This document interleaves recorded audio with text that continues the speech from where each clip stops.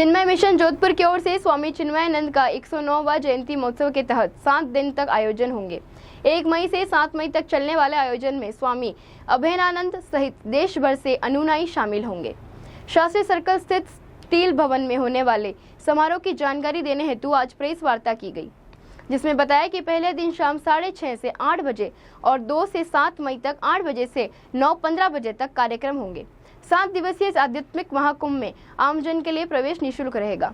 चिन्मय mission दक्षिण Africa के प्रमुख स्वामी अभेदानंद भी समारोह में शामिल होंगे। दक्षिण अफ्रीका के प्रमुख स्वामी अभेदानंद भी समारोह में शामिल होने के लिए बुधवार को जोधपुर पहुंचेंगे।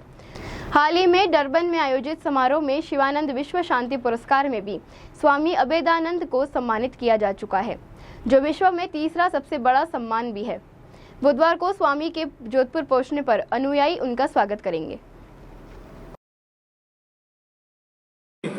जो भगवान कृष्ण ने विवाह करवाया था उसमें माता पिता दोनों तरफ के माता पिता की सहमति थी।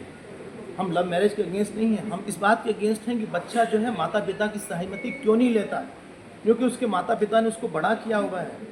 जिसने बड़ा किया उसका अधिकार है। आपने अगर हमारे लिए बहुत काम किया है तो हमारे जीवन में आपका भी अधिकार है।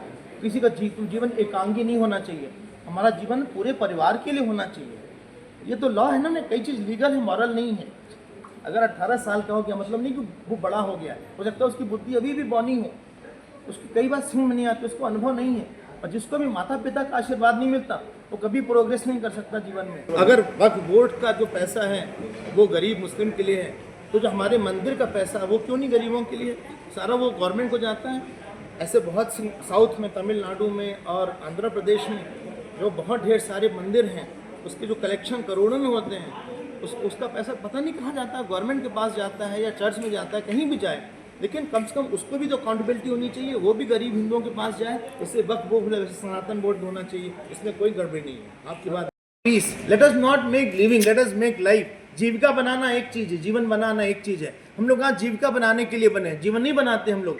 जीवन जो है मूल्यों से बनता है, जीवन विश्वास से बनता है, जीवन सेवा से बनता है, जीवन प्रेम से बनता है, और जीविका धन से बनती है। जो लोग धन के पीछे भागेंगे, व्यक्ति के पीछे भागेंगे, वो दुखी रहेंगे।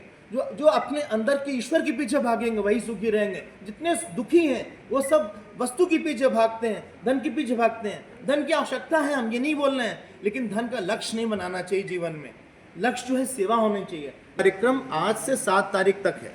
शाम को यहीं पे स्टील भवन में सुबह से शाम वाली कक्षा 6:30 से 8 है, और इसका है कि हमारे प्रश्न और ईश्वर के उत्तर, मतलब हमारे जीवन में जो कष्ट है, वो दुख है, वो कैसे जाए, मेन चीज़ ये है। और जो प्रश्न और सुबह वाला जो है वो वेदांत पे है कि हमारी जो आइडेंटिटी है, हमारा जो व्यक्तित्व है, वो क्या होना चाहिए। हम जगत को कैसे देखें कि हमें जगत से कष्ट न मिले, जगत से दुख न मिले, भय न मिले, और हमारा हमेशा के लिए सारे जन्म हमारे ख़त्म हो जाएं।